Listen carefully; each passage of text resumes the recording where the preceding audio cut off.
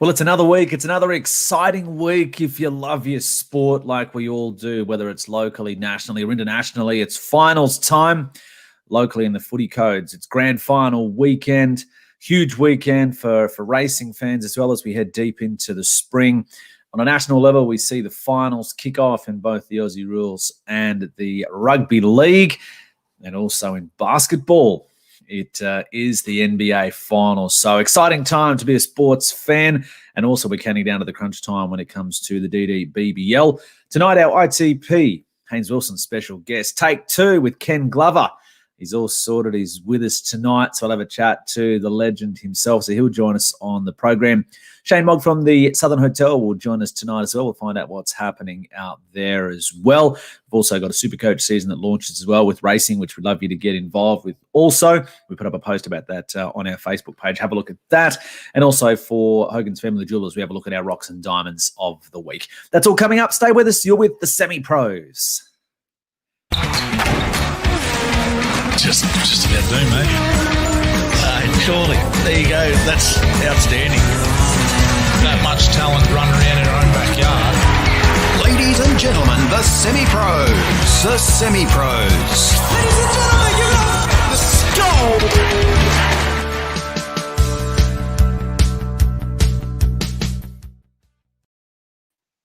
Another big week on the Semi-Pro. Steve Glover's with me. Someone's with me. How are you? Yeah. Two-man crew.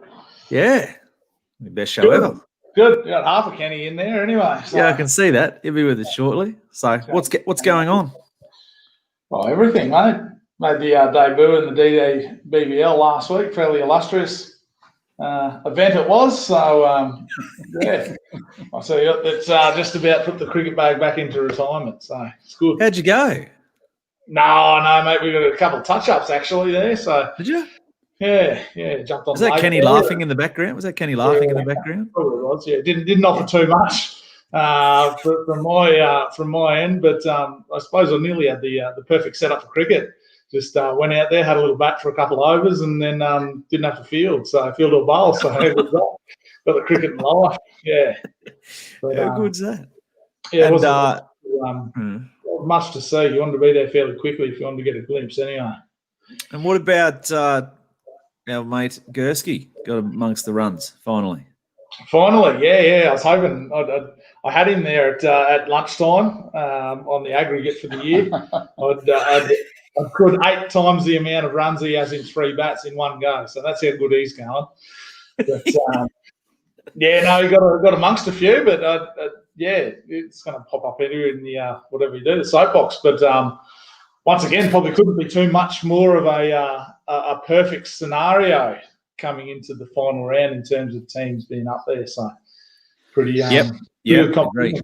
So how good the draft works out for the competition. Oh, here we go. Here he is. Hey, how are we? With the runs. Good. We were just talking about you. Oh.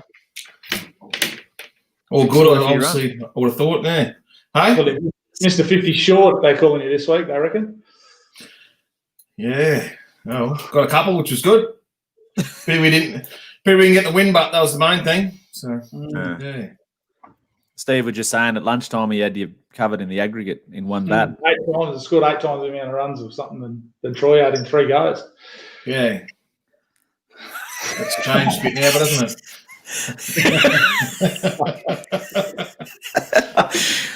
But there's a week off this week, but pretty exciting. You talk about a promoter's dream. Final round of fixtures next week. Fair setup. So where it's ended up. Like, look at, for example, I was out on the golfing course midweek with the coach of the Knight Riders, and he was explaining to me how obviously they looked in a bit of strife. They won 2 games, and now they're probably in the strongest position out of any of the teams to make the finals. They win, they'll definitely be in. They could even, with their percentages or something, he was talking me through it. Even if they lose and a few things go their way, there's still a chance of slotting into top 3. So no, they're going to win. Finish.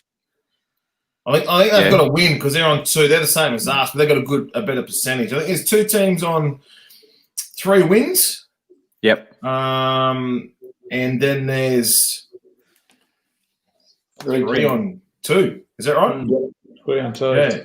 Yeah. So, Kent, he's blessed, isn't he? He's got it down to the last round again, where all 3 games are live. So yeah, looking forward to it. Should be good. Oh, Steve, you touched on it, Steve. Soapbox, kick us off. What do you got? No, just pretty much exactly that, what we summed up there. DDBBL again. Last year, I think, come down to the last ball of the regular season, and potentially could do the same this year. It'd be a bit different setup. No one will really know what's going on because all the games are played at the same time. So a bit different scenario. But I'm sure there'll be runners around keeping an eye on what's happening all up there at Grammar in a couple of weekends' time. So, but yeah, promoter's dream. So kissed on the old fella, old Kent. So first goes straight through and finishes on top, and then obviously 2 and 3 will play off in the semi-finals. That's how it works. That's exciting, yeah. So a good way to kick off the soapbox, the DDBBL doing great things. Troy, what's on your mind? What do you want to talk about? Three-peat. Can the Roosters three-peat? Obviously, they were. Everyone was, or a lot of people were tipping them a few weeks back, but they're a fair shot of going 3 in a row. Something that no team's done for a very long time. But has last week thrown a spinner in the works. 60 to 8. 60 to 8. 60 to 8. No one saw it coming either. They've been building the last few weeks. Got a few players back off injury, and they were building towards this week, starting in the finals, and got blown out of the water. Just something that doesn't normally happen with the Roosters. So can they bounce back and get the three-peat? I don't know. It's going to be tough, isn't it? They've got to play Penrith tomorrow night, who are red hot. So what do you boys reckon? Can they? Can they win 3 in a row? Steve? Oh, historically, no, but I think if any team can, they can. On paper, they've just got to get back and to where they were, I suppose. And I think they can. Friend missing after the first tackle probably hurt them a little bit there, and they just didn't turn up, really. They had nothing to play for. So, South did make a mess of them. And I suppose it goes to show, once you've got momentum in a game, if you can capitalise on it, you can just run away with it with all the fast-flowing action there is now. So, don't know. Penrith will be one of those teams is now it is actually time to stand up in the finals, and they are I suppose, got their target on their back, whether they are able to stand up and do it in crunch time. It's also all good being there at the top of the season, but then the real stuff sort of starts now. It sort of separates men from the boys, and whether they're legitimate or whether they are just some youngsters that are out there and had a very, very good season. Time will tell, I suppose, tomorrow night. So if they don't win it, have they had a good season, Penrith? If they don't lift the trophy? Well, they've had a good season, but... Yeah, they're good, but not great. Is it successful? Is that a successful season? I think it is, yeah. Successful still. To win that many games in a row for a young team. But, they will want to go all the way now. Like that. Mind you, that we keep saying that they haven't got finals experience. They've actually have played a bit of finals in the last few years. Like, I don't think they played last year, but the 2 years before that, I think they got into week 1, maybe week 2 of the semis. So, and Cleary was part of that, who's steering the ship around at the moment. So they actually have had a bit of a sniff before, but not with the roster that they've got going now. So, it'd be interesting. I'm looking forward to it. It's a classic between you got Melbourne and Roosters have been there and done it. They know exactly what to do. Then you got the new kid on the block who hasn't gone through what these other blokes have gone through, and they'll get to find out whether they can stand up against these other two. I think there's a team in the bottom half. I think Canberra can still do something as well. Yeah, I don't think it's City. I think 5 can win it. So I don't dance your question you said before. I mean, no, I wouldn't write. You couldn't write the Roosters off because I still think any of that top 5 could win it legitimately. Yeah, I said earlier in the week, Canberra's the punting wise they're the smoky. Well, they're about $13 to win the comp. Who's the other? The 5th one? Yeah, Canberra. So top 4, and I also think I don't know. He's not here. Parra can't win. No chance. I reckon anyone in the 5 can win. Out in 2. See you later, boys. Straight sets. Yep, Joel will be going on a little cruise with them. Have a few beers. They're out. Yeah, they're gone. Yeah. Righto. Yeah. Well, what's on my mind soapbox wise, footy finals. How good is it? So NRL, Aussie AFL starts this weekend, of course, and it's even locally. You've got the local AFL grand finals this weekend, and also the Risdon Cup, the Rugby Union grand finals are on this weekend. So it's a huge weekend, sport and Toowoomba wise. But the one a bit similar, I want to talk about your team, Troy, the Lions. I saw a thing the other day. So they play Robbie Glover. Titans should be there. Be better than 5 teams in there. Which 5? It'd be Top 8, Robbie, massive, not top 9. massive advocate for going back for the top 10. Top 10. So Titans might make finals like 35 or something. Yeah, well, interesting. Had a good year, but the Titans. But yeah, no, Troy, you're the Lions. So Yeah. they're playing Richmond. They have not beaten them in, I think it's 11 years, 16 games. And they started rolling out, I saw this week with the interviews midweek, and that the infamous line, the famous line, I suppose, from Lee Matthews back in that time, the early 2000s. Was it Essendon, top of my head, when they said, if it bleeds, you can kill it. So they so they've got a massive, I don't know, there's a lot of, we've talked about this before, obviously, with it being up here. There's massive expectation on them, but I mean, that's a massive hoodoo as well. Like, they haven't beaten Richmond, as I said, in 16 goes in 11 years. Yeah, that's their first time. There's one team they probably didn't want to come across first week of the finals. It was Richmond. Yeah, because I was reading a few articles today, and no one's tipping the Lions either. No one thinks they can win the flag. They're all majority are going towards Richmond. A lot of people think it's Richmond's to lose. Yep. But yeah, like the Lions team is in that similar situation as we spoke about the Penrith team. Like it's time to see whether they can stand up under finals pressure.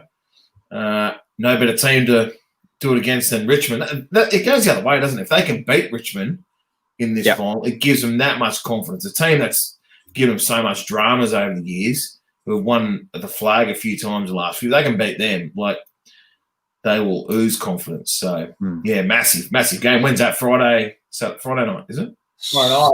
Yeah.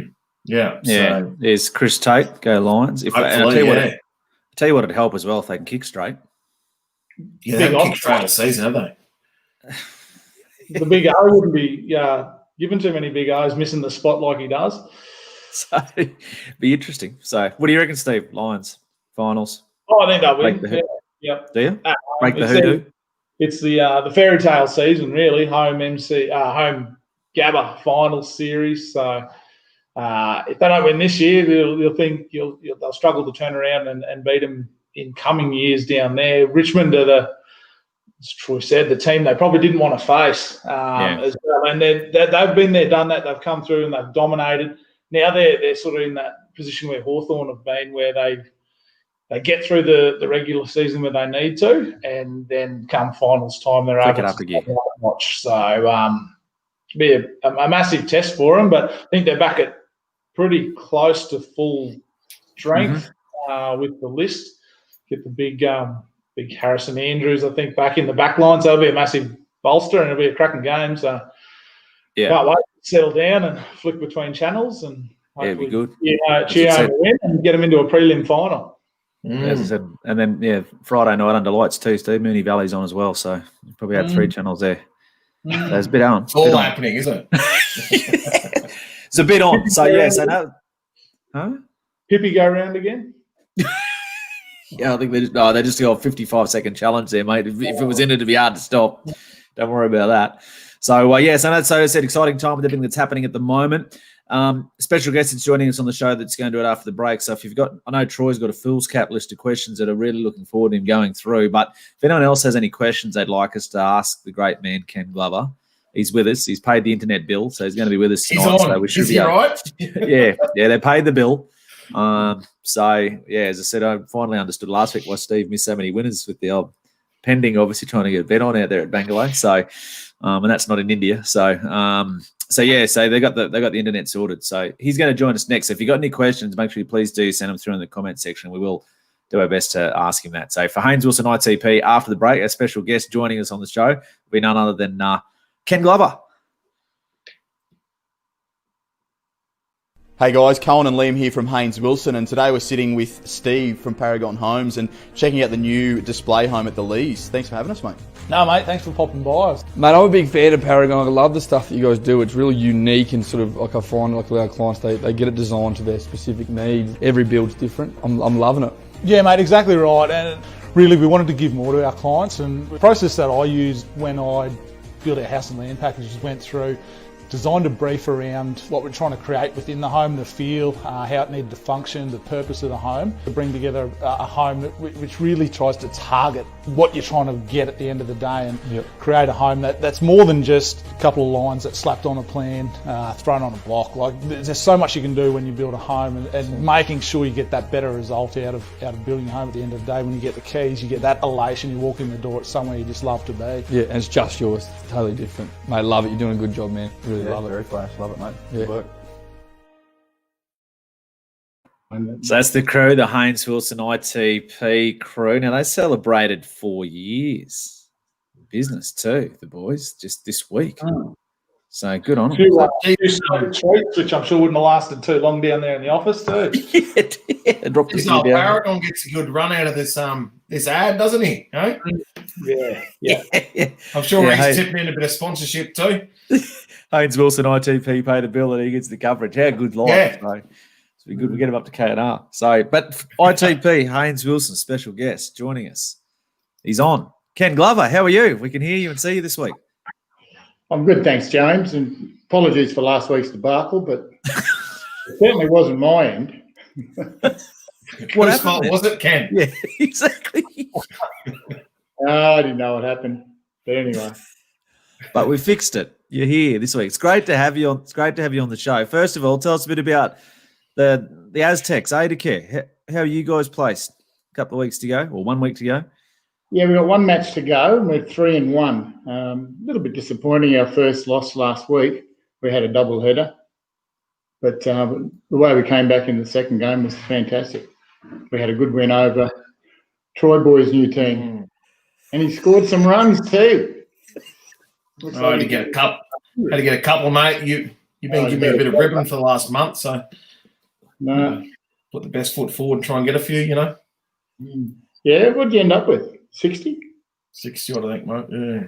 Not enough anyway. Not enough. We're chasing a few. Quite a few, actually. So. Well, you're lucky Robbie put you down very early in your innings too. A little caught and bowled. Yeah. Well, little indoor cricketers looking after each other, were they? Oh, I'd come back at a decent bit of pace. Like, Leading edge popped up. You take them however you can get them, Steve. You know how it goes, mate. Jeez. So who's leading the averages now? What's that, mate? Who's leading the averages between you and the boy here? Oh, I don't know. I'd hope I'd be averaging a little bit more, but you know, yeah, we're both not averaging too much. I went from 0.33 to whatever I've gone to now. I don't know what that is. So yeah, good to get a few away. So hopefully some more in the next game. Yeah.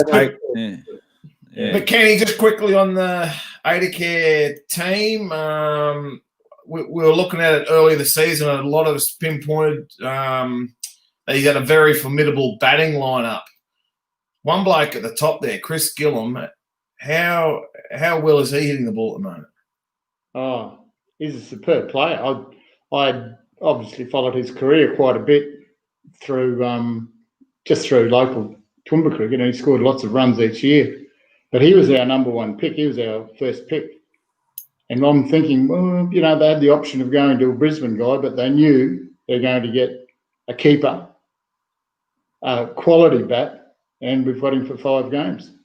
So he was sort of, there's no, I suppose there are other chaps that came up, having the second pick too, made us pretty confident we were going to get Chris. But then it also meant that we stood a good chance of getting Dan Wilson. I believe he changed his name through the week. He was Dan Brown last week, but that was my mistake. Dan Wilson, and quality player as well. Yeah. Yeah, like obviously Dan Wilson's had a long career in Brisbane, scored a lot of runs. And also, what you've also got now with Chris is with your skipper out, with Welshie breaking his finger, you've got a captain in Gillo as well, and plus obviously out there the other night when I batted for a fair while, I could hear Dan Wilson does a lot around the team with field settings and bowling plans and whatnot. But having those two blokes in your team being able to pick up the slack as a captain when your skipper goes down is pretty ideal, mate. Yeah, I think we certainly missed that input from Dan in the first game. But Chris Gillam, that's right, did a great job. Even in the first game, there were a couple of things that didn't go our way, which happens in this game. And in the second game, he just led by example with the bat, kept it as well. Yeah, no. And in saying that, Alex Welch is certainly a very soothing captain on the field, just the experience that he's played in England and played quite a lot down in, I'm not sure if he's played with the Ipswich Hornets, has he? Or he might have had the occasional game with Hornets. Played lately, but he played a bit of country cricket then as well, I think, pretty high level. So, yeah. But good cricketer. He's obviously out for the rest of the season. I think he's got the splint on his finger, which he broke last Saturday. Yeah. No, Saturday. So he's gone. But he'll be there in presence and certainly having a say in the game or the game plan. Mate. Good to be part of. Kenny, Troy's got a lot of questions he wants to ask you. I'll jump in first. I'll jump in first with the obvious one. Why didn't draft Troy Gurski, your own son? Why did you overlook them? Seriously? Well, I thought it started last week. They were both on our list, but not. So was every player. Every player was on the list. They were all eligible. Correct. Yes. Troy got picked up fairly early by Lightning. You had the second pick. And we had Dan Wilson, that's right. And at that stage, Dan Wilson was just a little bit ahead of Troy. Troy might have come in third or fourth pick, but I think he was gone before we got to that. So, Troy, you're certainly there, mate. And Steve, I had a bit of an input into Steve. He was on our list too, but down low. If we got to 14 and Steve was still there, we were looking for somebody to carry the drinks and sort of be our entertainment officer. Minister for Entertainment, he would have been a pretty good value there. Well, just basically picking up where he left off from last season. That's pretty much what I've done. So I'm very glad to see an injury. But most importantly, if you did pick up Steve, you at least would have provided him with a shirt that fit. I was going to do that. I actually bought some paint this week so I could get a look at it. So, yeah. Yeah. Oh, well, maybe next year. Yeah. Maybe next year. Well, we had to clear the air on that one. But Troy's seriously got a lot of – and now it was, as I said, because of your internet issues last week, it was difficult to work out what you were saying at all, to be honest. So what do you got for us, Double? Oh, I've got heaps, mate. I've got heaps. We could be here for 2 hours. Hey, Kenny, one I wanted to ask last week, you kind of got halfway through it, was I was asking how you think the DDBBL concept would have gone back in the 80s with the club rivalry is probably at its highest back in the 80s. There's some pretty fierce competitors and pretty fierce games. How do you think everyone would have gone combining in a DDBBL setup back in the 80s, mate? I think it would have gone well, Troy. Even though it was fierce on the field, but off the field we've got to play with better players or players that you might have come into not so much contact, but had a few words to on the field with regards to playing ability and so on.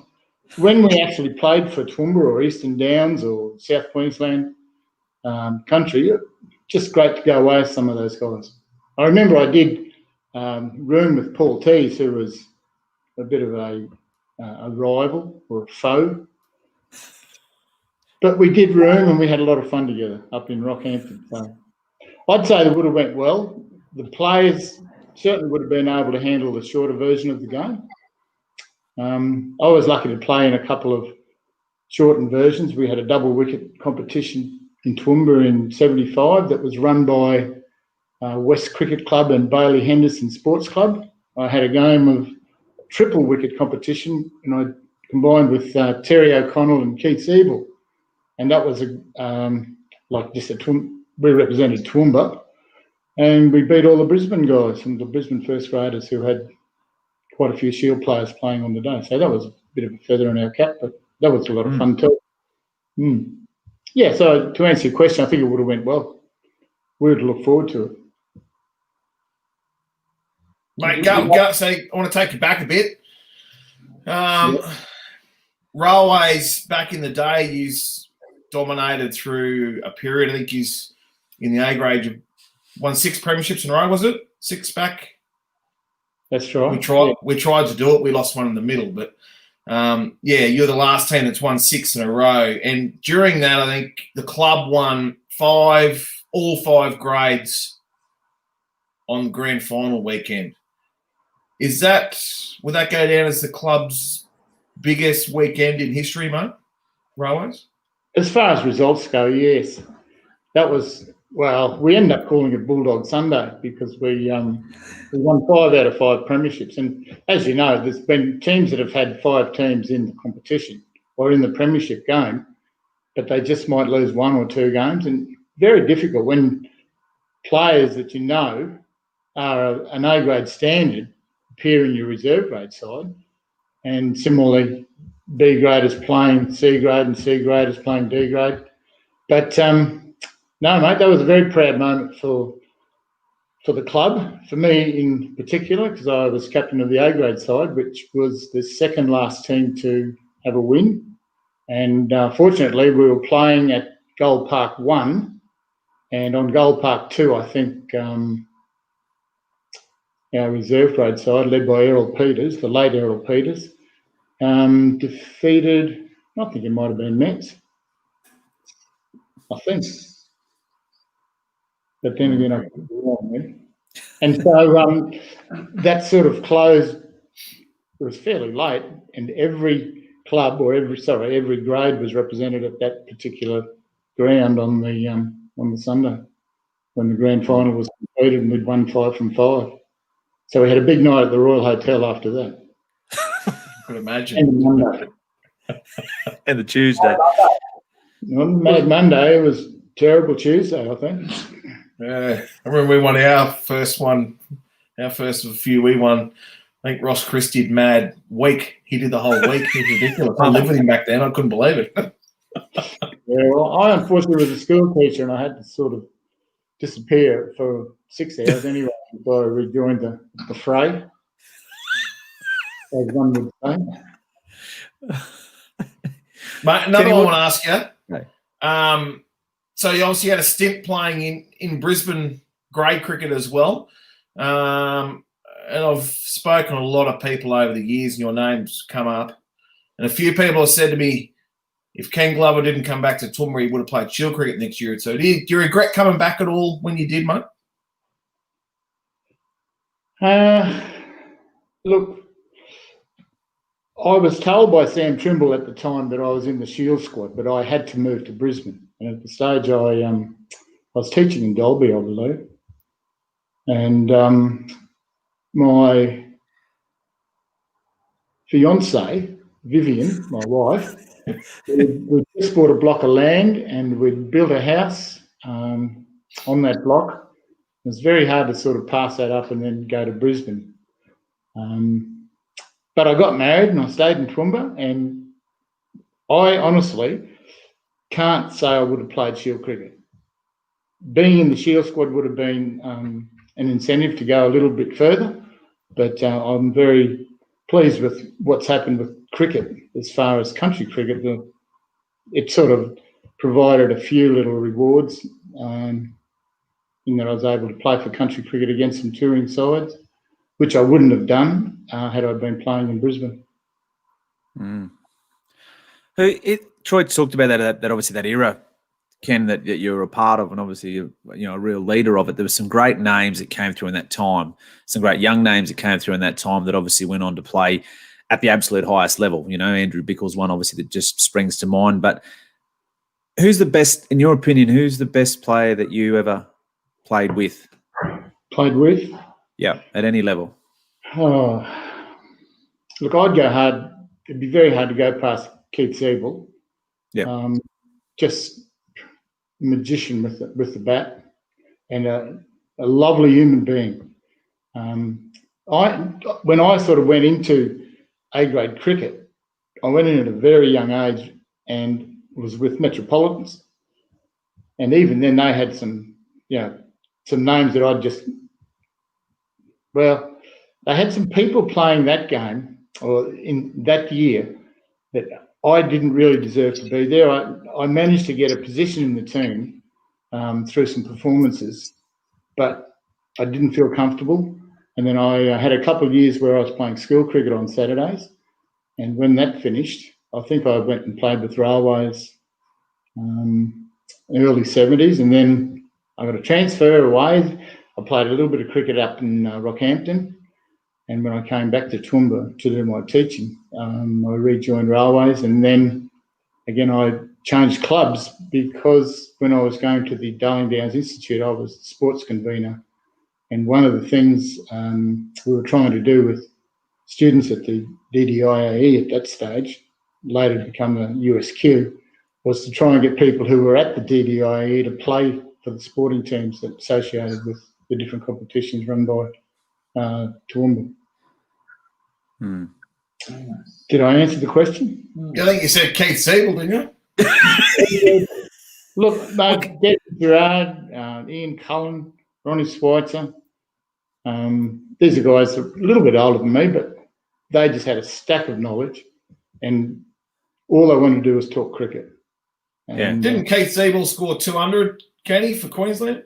He did, down in Victoria. 200, come back up here, got pushed into a night watchman position by Peter Burge and got out. Against New South Wales, I think Dave Rennenberg and Graham Calling were the opening bowlers who, funnily enough, opened the bowling for Australia as well. And he didn't make many runs, and I don't know if he ever played for Queensland after that. Failed in the dark. Well, Kenny, what about a bloke like Andy Bickle? Only a young kid coming through. So, and we now know obviously the lengths that he went to, obviously internationally, etc., and the career that he forged. Was he a kid when you saw him come through at Railways where you thought this kid's really got it, or did he just develop later? Or, it's often interesting with when you see those sort of players come through, and often people will say, when he was a kid or when he was this playing here, he wasn't any sort of superstar, but obviously they just kept developing. What sort of a player was he, or what was your thoughts on him as he came through the ranks? Well, I only played a couple of games with Andy. When he came here, it was a bit of a gap season because he played most of his junior and early A-grade cricket with Lockyer or Laidley or one of the teams. It might have even been Gatton.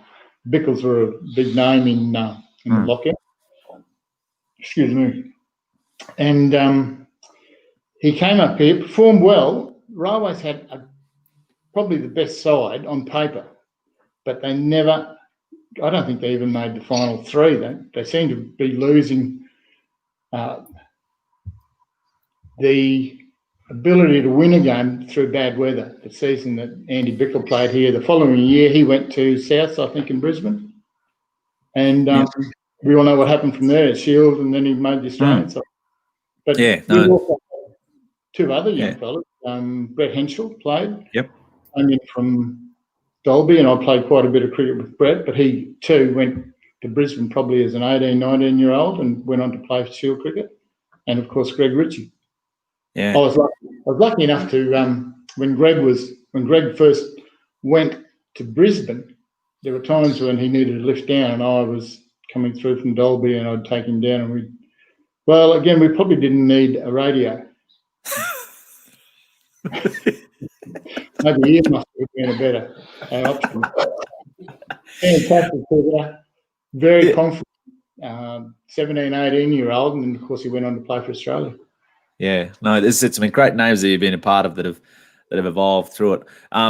Two more I've got, then I'm done. I want to know that Troy talked about those great teams you were a part of in Railways. Now, no one likes comparing eras, but you watch cricket go through Troy's played in some pretty good teams with some pretty good Diggers teams. How's that team, the glory days teams of Railway, stack up against any of those if you played them in a dream matchup? Yeah, hard question. I think the selectors of the Toowoomba teams in those days, I think we had up to 8 of the Railways boys were playing in the Toowoomba team that played against Warwick and Dalby, and I think we even played some of the Brisbane sides as well. 4BK OK Shield was a competition in those days too. I can remember playing Ipswich up at Mount Lofty on a wet wicket when Dennis Schuller and I think Brett Masters, who probably didn't play as much A-grade cricket in Brisbane, but a very, very good player. He was superintendent or head doctor at Mater Children's Hospital. So that's probably why he didn't continue with his cricket career. But very, very good cricketer from Ipswich. Look, I think we would have held our own. Very strong batting. And we had, we could call on quite a few pace bowlers. We had a good reserve grade side that was filled with some very good pace bowlers that would have played A grade in any other side in Toowoomba at that stage. Look, Diggers have had some good sides. Mets have had some great sides. So very hard to say, but we would have given it a go anyway. Bit of a different answer than you get to when it's off camera. I'll tell you. Spanners are no good. All these, I'll tell you what, it's changed, and after a couple of years, that story gets a bit more into it. Yes, Steve. You only hear what you want to hear, son. I just think it's an interesting thing to think of because you hear a lot of those great sides. Well, actually, I'll ask you the question, Troy.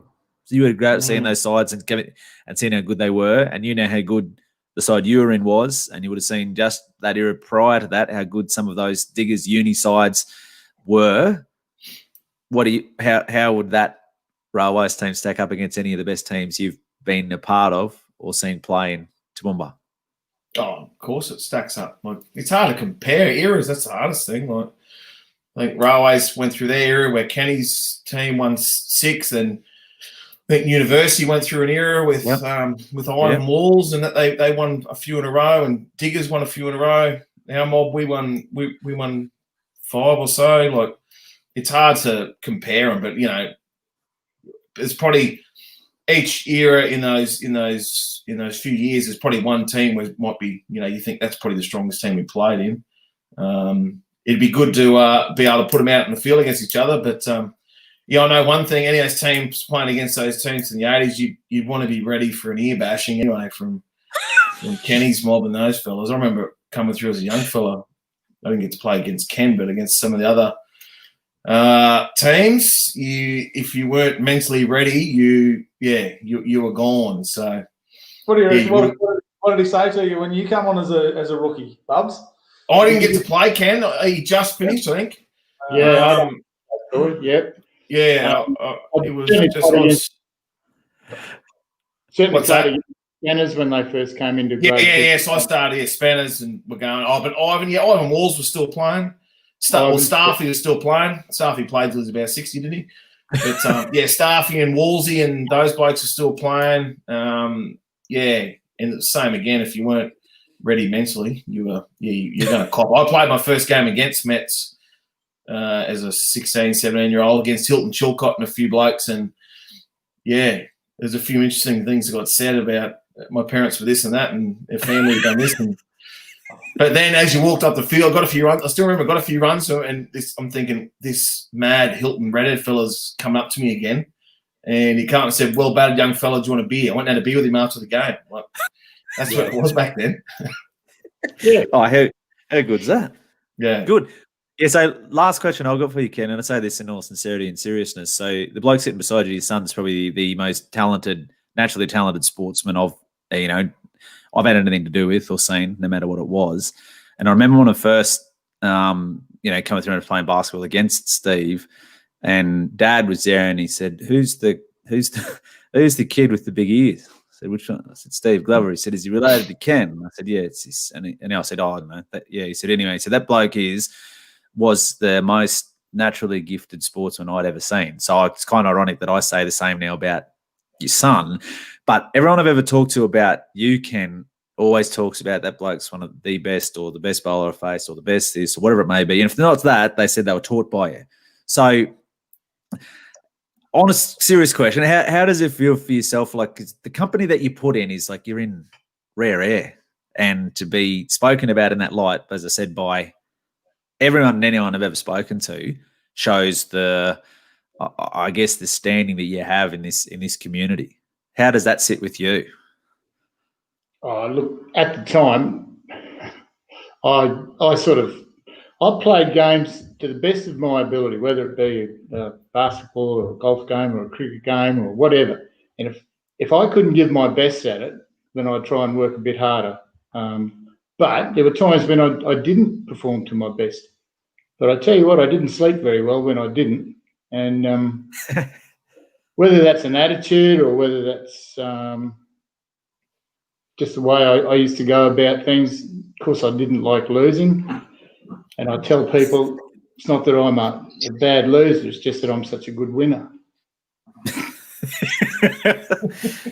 And I'll have a bit of a few wins along the way. Look, I think Steve's much more talented than what I was. He's reached national level at 2 or 3 different activities. Possibly could have gone a little bit further with his cricket. I found when I was playing 2 sports in a year, and at that stage I was playing trying to play soccer on a Saturday. I was playing amateur league on a Sunday and cricket during the summer. Thankfully, there's only one sport to play in summer.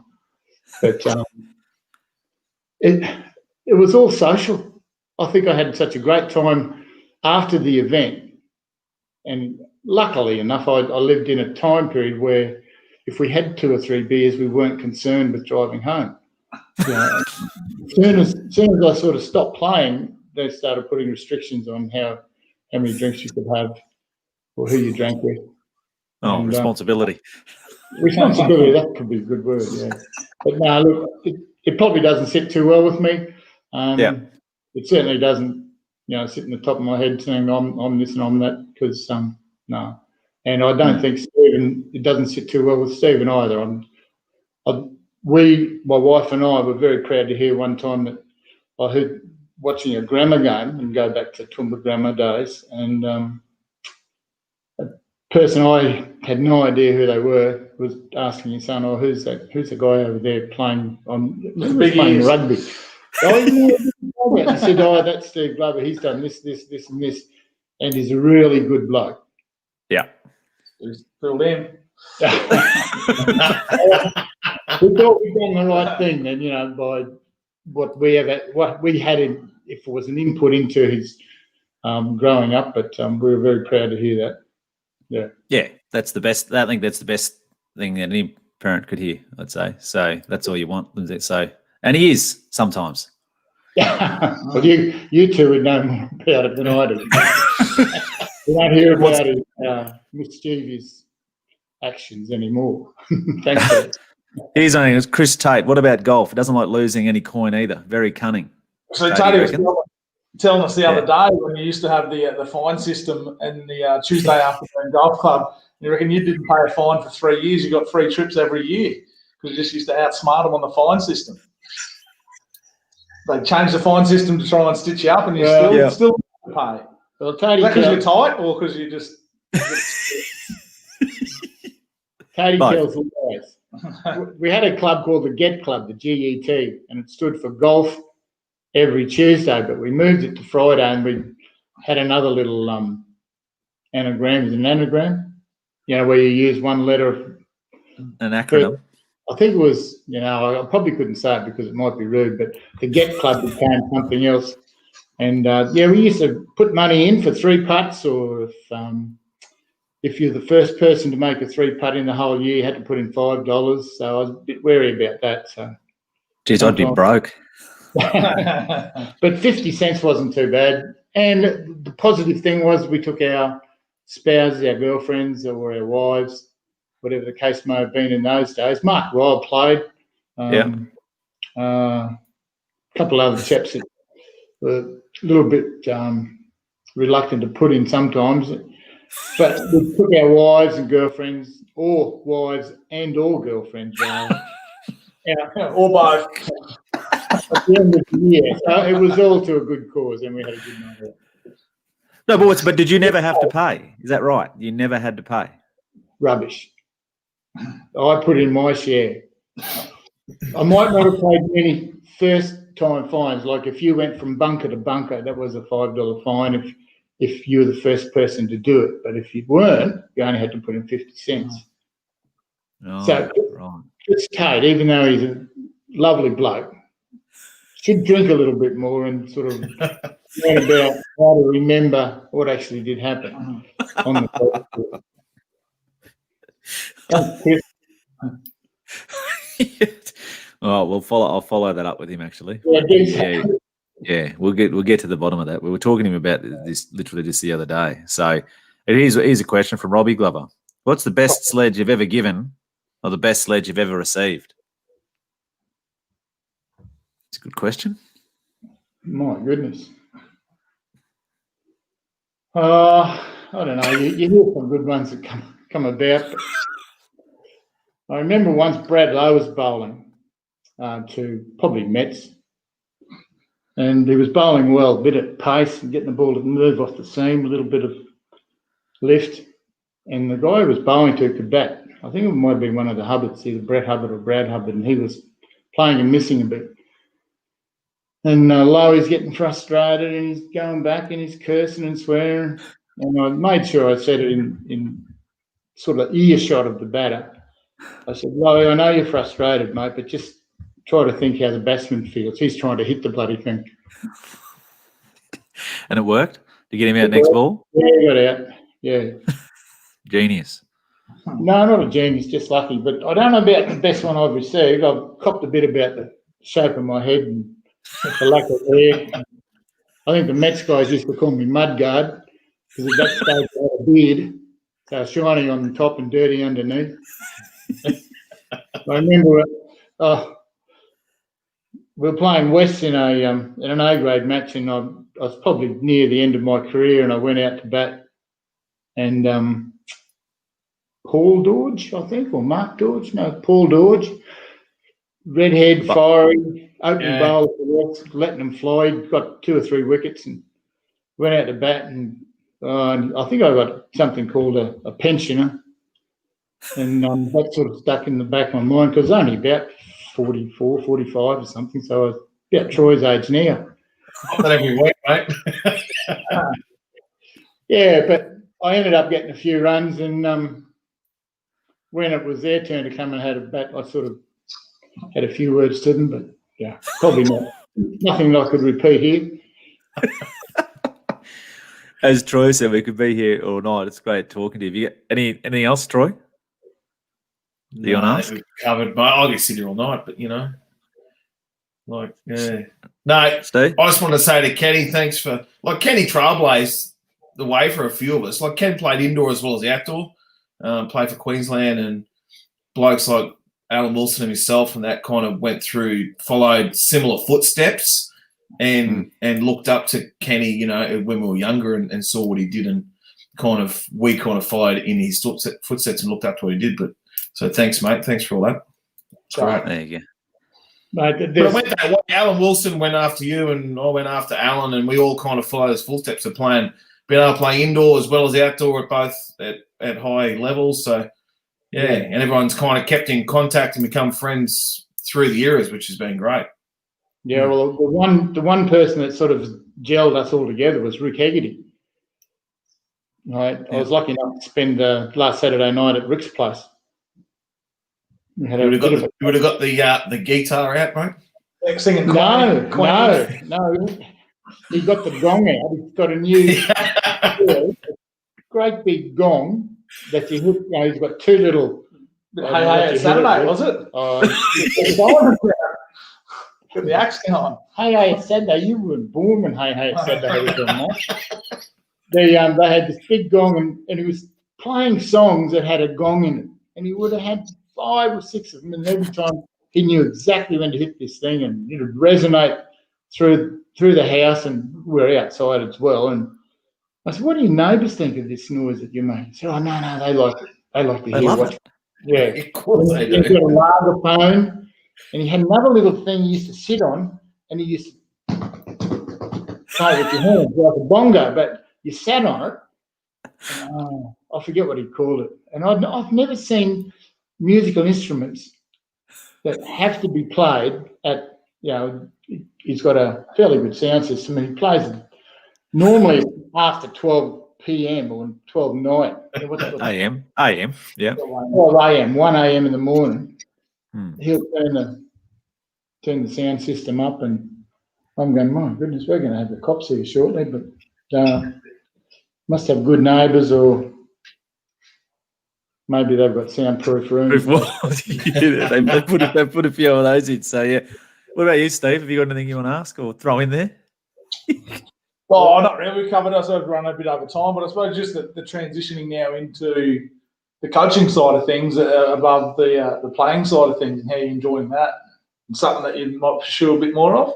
I don't know. I've spent a lot of time as a school teacher and did a fair bit of coaching with kids, mainly beginning type stuff. I'm not sure if, I'd like to think I could add to something, but when I took on the role of a mentor, I wasn't sure what that meant. So the first season that I was in the mentor role with the Aztecs last year, I didn't say too much because I wasn't sure whether I was advising players, advising coaches, or helping out, serving a few people some food. And I didn't know what it was all about. But this year, when we had our meetings prior to the selection of the captains and prior to the selection of the teams, it sort of freed up a little bit, saying, we need your advice. We want you to sort of come into the squad a little bit more. But I tell you what, I'd rather just sit back and watch and listen to how they talk and what they talk about.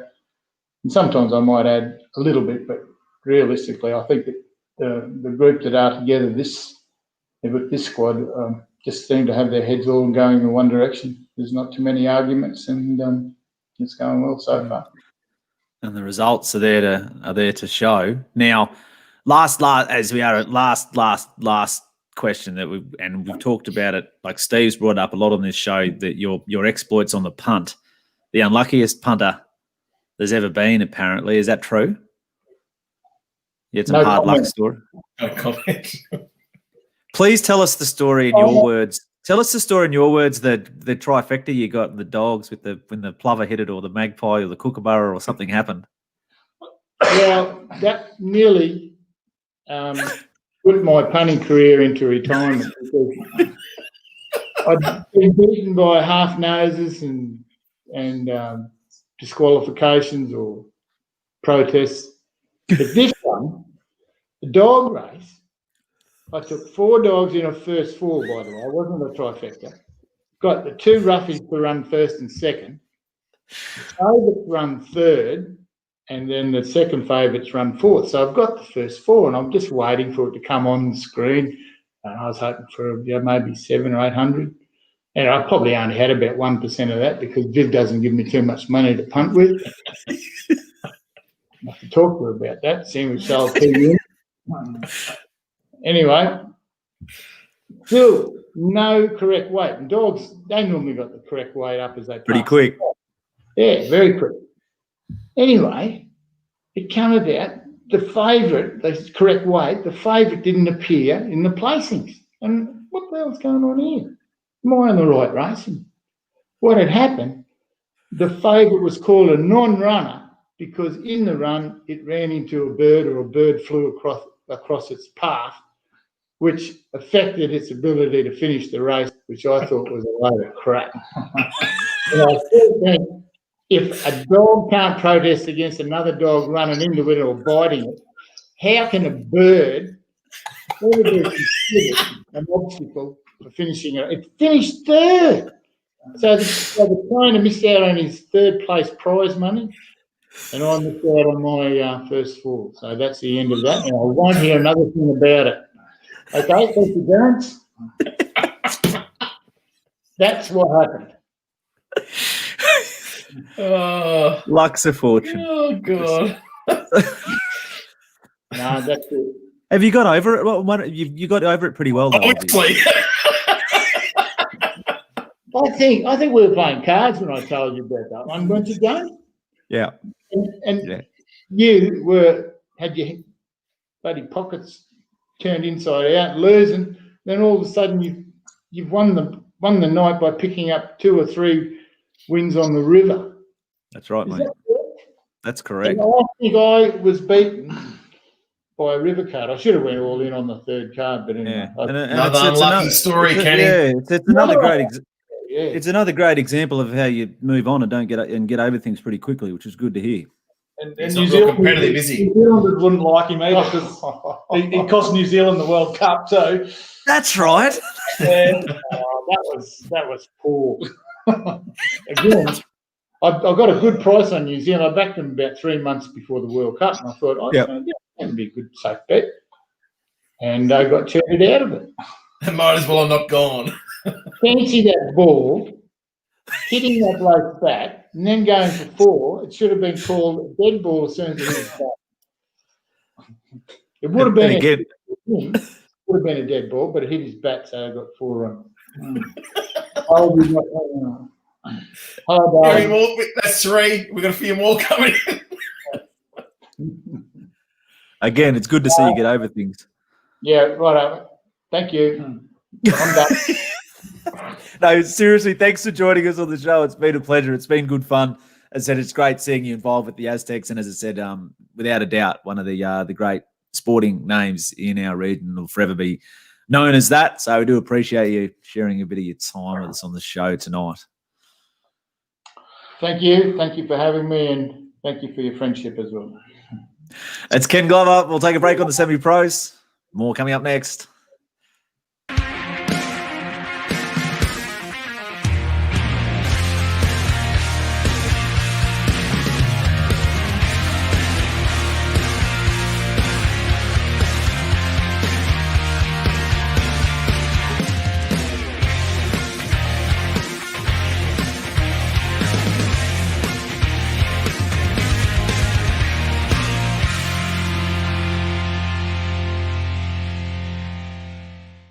At the Southern Hotel, our Sunday steak special has been so popular, we want to offer it on Saturday too. 180-gram rump mignon, 400-gram New York cut T-bone, or a huge 500-gram grain-fed rump, all for just $23.95. It's better at the Southern.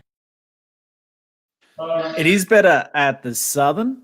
We're heading out to the Southern. I think Shane Mogg's going to join us out there. Here he is from the Southern. Shane Mogg, how are you? Good, guys. How are we going? Excellent. What's happening at the Southern this week? Mate, what's not happening? We've got a big couple of weeks coming up. Don't worry about the smell of spring in the air. It is the smell of finals football, actually finals altogether. Obviously, we've got all the NRL and AFL finals live. And, mate, what about Jolie Stowers Lakers this morning? Wasn't that a hiding? Yep, So we've got all the games of the NBA live and loud too. So, you know, if you're an NBA fan like Joel Stower and you manage to get your way into the finals, come on down and watch it. We'll have all the games there live for you. All right. So, and you've been getting plenty of people through the doors coming around and loving all of the racing action, all the sporting action, and people want to come and see the best atmosphere on the best big screens. Nowhere better to be than the Southern. It's been great. Like we say each week, we've been very lucky. Like we've got a great crew that come in and support us, and you know the locals seem to get behind us, and you know we've always got something on here for them. So if we keep that going, they'll hopefully keep coming through for us. What's on the menu this week? What should people come in and what are you going to suggest to us? Say goodbye to a few favourites. The lamb shanks will be going shortly. It's the chef's working on his new menu, and a few of the Asian platters might be finding their way out the door and getting replaced. So if you want to come in and try a few favourites that you may have during the winter menu, come on down, give them a go, and some big things coming on the new menu. And I can leak that the new wontons on the Asian share, the prawn wontons. Get around those when they're released, guys. They are fantastic. All right, so that's the ones to have, and then also there in the bar. And what will you have? Anything special happening with all the footy finals that are on now, or grand final days and stuff like that? Always a big day. Yeah, look, we're just sort of putting together a bit of a footy promo. We're going to do a bit of a deal, a meal and beer deal for all the footy finals. So, you know, if you want to have one of our 6 specials and a schooner, we'll probably be putting a bit of a deal together there over the weekend and moving forward for all the finals. And look, grand final day, we always manage to pull a rabbit out of the hat. We've got a couple of meetings between now and then, and we'll do something for grand final day for sure for both codes. Right, we'll look forward to all of that. What about, have you got a winner for us on the horses this weekend? Oh, mate, I've got one bet for the weekend. I've got an all-up, which I'm pretty sure is German for idiot, but I'm having a go at it. Oh, we've lost him. No. Melbourne Cup winner. No, you're back now. We lost you briefly. Tell us it again. Start again. What's the German all-up? Surprise baby to place into Hungry Heart to win into the Raiders 13+. It'll get you about $10. They should all be thereabouts. So Hungry Heart to win, surprise baby to place, and the Raiders 13+. Yeah. Who are the Raiders playing? Mate, the Sharkies. We demolished them last week. It'll be worse this week. Take them 30. Take them 30+, mate. Oh, I had that confidence. 13+ is all we need to get it on. So that's all happening at the Southern this weekend. Have a great weekend. Morgan, who said if you're out and about, pop into the Southern, see Shane and the team. They do amazing food, obviously amazing service, and as we said, the best big screens to watch any sport. So have a cracking weekend, mate. Get around the winner, eh?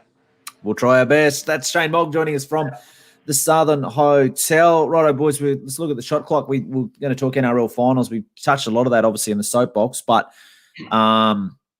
right here, right now, who's your pick to win the comp and why? I'll go. Yep. Melbourne. Yeah. Melbourne, been there, done that, playing good footy. They've rested their players up. They are ready to roll. And it'll probably be the last hurrah for a few of these blokes, I think. So, yeah, I think Melbourne experience will get Melbourne over the line. Righto. Steve? I do think Penrith can win it. Cleary, it's hard to believe that he's a 21-year-old. Incredible. Yeah, and it could be start of massive things for Penrith. Like they've got probably the youngest roster, I suppose, coming through the finals series. They've been the benchmark all year, especially after they got back from the COVID break. They sort of started off a bit slow. They've built it. They've had no injuries. They've got momentum. They've basically had the perfect preparation. And, yeah, I do think they did. I know that the pressure's going to be on them, but I think a guy like Cleary, as I said, like it seems like he's been around for 10 years, what he's achieved so far. And he's the guy to lead him there. And I think he's got the right cattle around him to help him there. So I suppose big prizes for choosing them, but the Panthers. Penny Panthers, minor premiers into the premiership double. I'll go left field. Someone's got to, and I genuinely think they can win it. I said Canberra. They're the first team to win it outside the 4 in however many years. If a team can do it outside the 4, I do think it is them. So we've got people probably forget they made the grand final last year. I know they don't have Hodgson there, but Starling's going enormous for them at hooker and filled that void there as well. And they also, what's his name? Havili comes in there as well. They've obviously got some big game experience. They've got through all, sort of like what you're talking about. I'm not saying, not comparing them to how well Penrith's gone this year, but Canberra was that team on the up last year. So they've had that experience, obviously finals and that. So, and you know what, Ricky Stewart's like, he'll have them primed to the eyeballs. They'll give everything on, but they do have a tough task. They got to do it outside the 4. There's probably a reason no team's done it in. Has a team ever won it outside the 4? Or anyway, it's a long. I don't think they've won it since that set up. They got to the final. There's a few that got there, but fall at the last hurdle. Yeah, so that's my thought there. Other one on the shot clock was NBA Finals. Game 1 was today. First up, Miami Heat, unbelievable. Who would have thought? If you said to me they won't make the playoffs, I wouldn't argue. If you said they'd make the NBA Finals, you would have said, I'll give you $1 billion to 1 at the start of the season. Fair? And I think I've messaged you as what we're saying, they're just a great, today's not a good example because they got pumped, but they're a great team to watch. Watching them when they beat Milwaukee and they beat the Celtics, NBA is a lot revolved around now, that ISO game and things like that. They're just a simple team where if you're open, they shoot it. If they're not, they pass it to someone who is, and they just move the ball and they play team defense. And it's it's different. Like those unheralded, like Tyler Harrow and Duncan Robinson, guys like this, like they're just perpetual motion. As I think it was Mark Jackson said in commentary, he said, take this into perspective. I'm not comparing them, but the way they move is like Clay and Steph in terms of just their movement off the ball and just they constantly making defenses move. So Eric Spoelstra's done an amazing job with Miami. So first things first, who would have picked them to be where they are in the first place? Yeah, good. They've achieved, definitely. Yeah. If you picked them there or if you told somebody you thought they'd be in the finals, and you're obviously more than likely lying at the start of the season. So, Jimmy Buckets. But it's a shame. I think I didn't actually see the game today or the score, but from what I gathered, the Lakers won fairly comfortably. I did read a report. And, Dragic out, Adebayo out, and that's just Butler rolled his and Butler went down on his ankle earlier as well. So really? So it's pretty much curtains. Even with the Dragic has been absolute monster. Massive. The whole playoff series, come of age there, but I'd put they needed everything to go right to be a chance. Exactly. It's basically gift wrapped it to the Lakers. So you agree with So you agree with the betting agencies? They paid out. They said anyone who's had a bet on the Lakers to win the championship, they've paid out. Oh yeah, I think so. Definitely. So especially being what it is now, where there's no home court advantage. You can't go home and get boosted by the home crowd getting behind you and giving you that incentive. So Lakers win the asterisk championships. Will the Heat nab one or not? No, not without Adebayo. No. Yeah, we'll have to see what the end outcome is, but obviously they're not going to be. Even if they're out there, they're not going to be 100%. So, and as I think Steve, you're right. Like they needed everything to go right, and plus some probably, and and then now they're going to be at about 50, well, less than 50%, to be honest. You take out like Bam Adebayo, that was the big matchup, how he could handle how he could handle Davis, and then obviously he's not there. So, he was there today, obviously, but then he went off with a shoulder injury or whatever it was, and then Dragic on his foot. And you always know it's probably worse than it is when they came out of the huddle or whatever they said. I saw that part of the game, and the reporter said when they asked what's his injury, they just said they wouldn't say, just said, it's a foot injury. They wouldn't embellish or add any more to it. So it's probably worse than So even if he's out there, and then like Butler has been a revelation this year, he'd play through anything, but he's not 100% either, I don't think. So, yeah, and I think the Lakers and LeBron and Davis and the whole Kobe significance carrying over, they're pretty hungry to get the job done. So I think, I think it might be pretty quick NBA Finals, 4-0.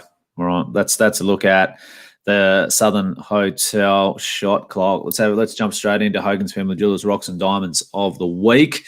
Rock of the week, Troy. What are you rocking? Oh, make it nice and quick. Football team, Broncos. Why? They named a new coach. No, culminated. Season's finished. Played their last game.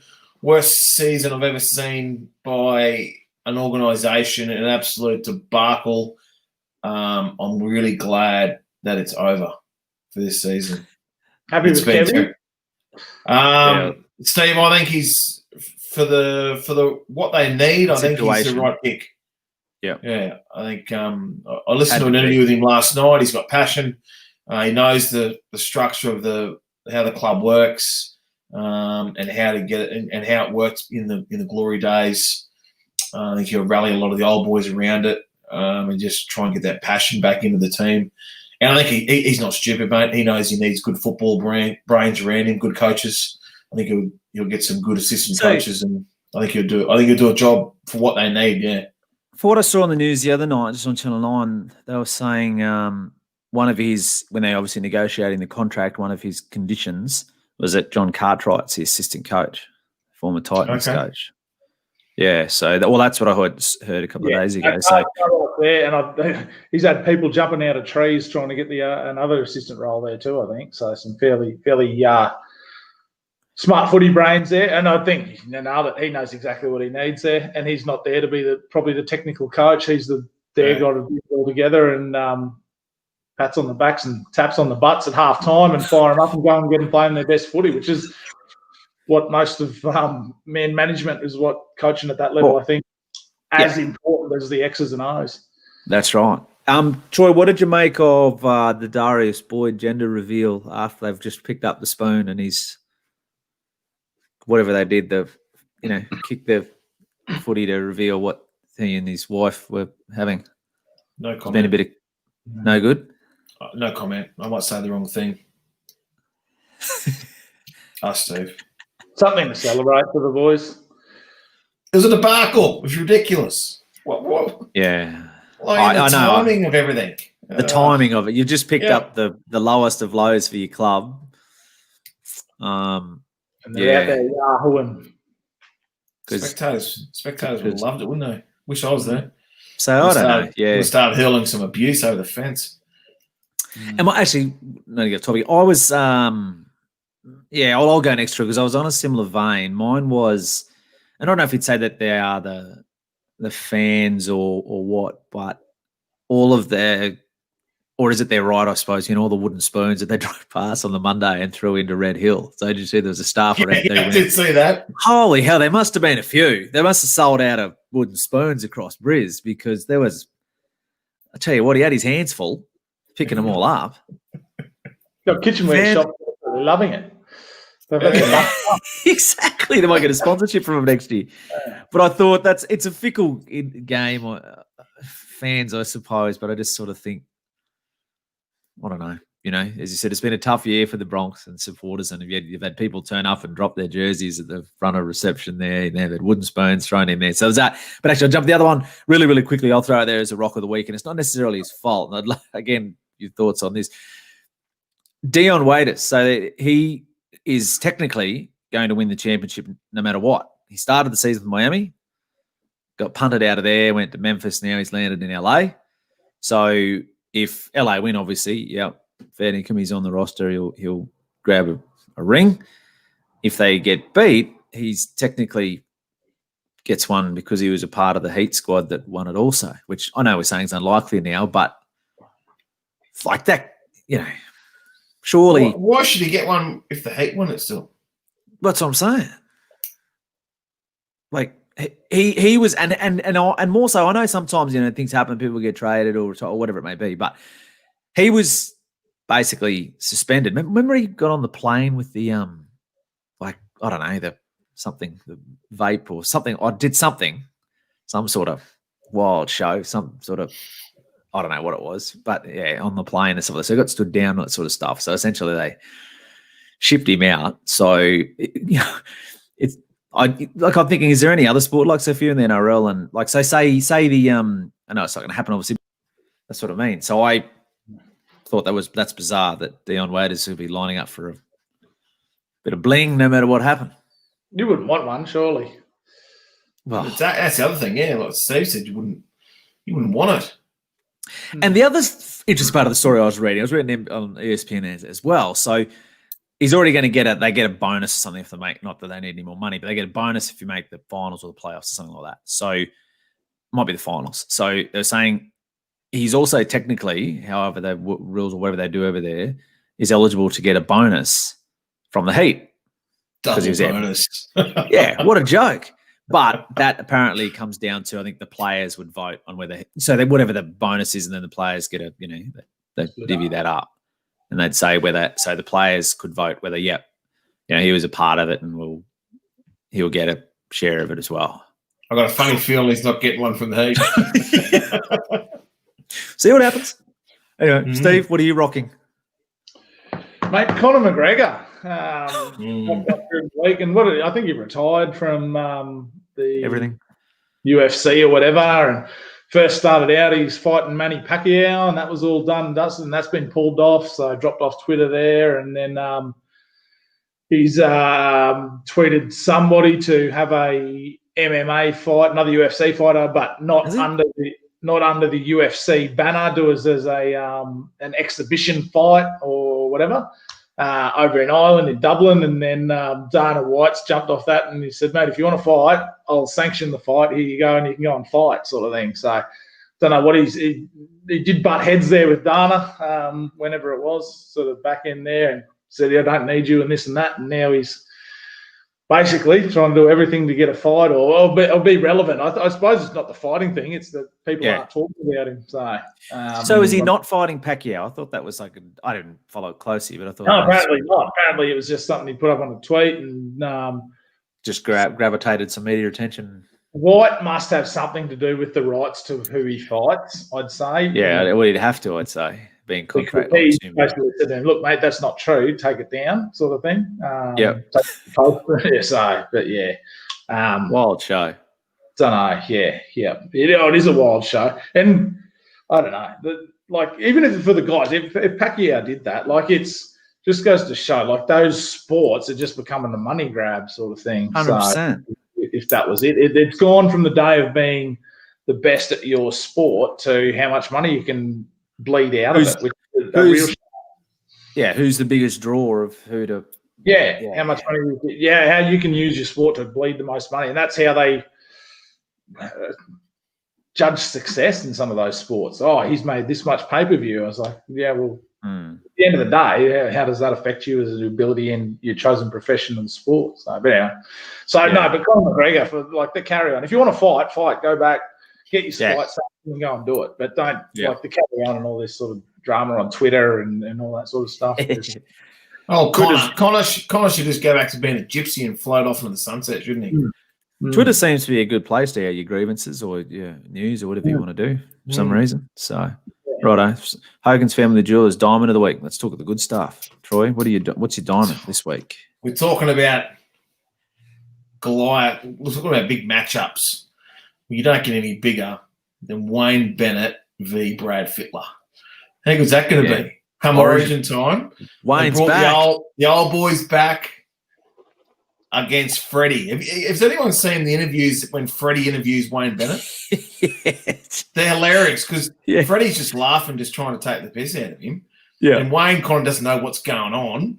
I can't wait to see the two coach against each other. There's going to be some interesting stuff. They'll beat it up.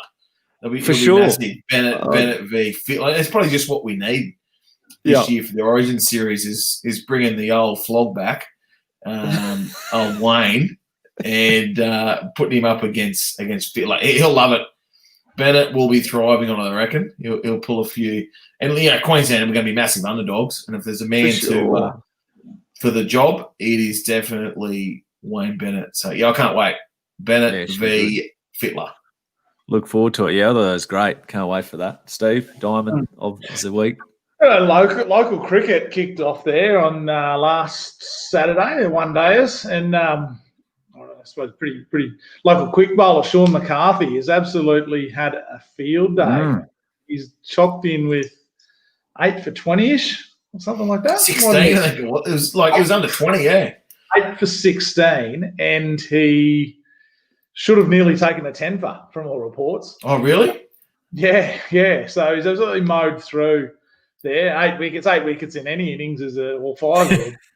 Geez, you're happy to get 1 wicket there when you roll the arm over there too, especially in the one day as batsmen sort of can get out there and score a few runs. But 8 for 16, that's pretty impressive. I don't know. He has taken a lot of wickets locally. I don't know whether that would be his best or have to be. Out there though. Yeah, but 8 for 16 first week. Bit of a shame doing that first week of the competition though. Where do you go from there? So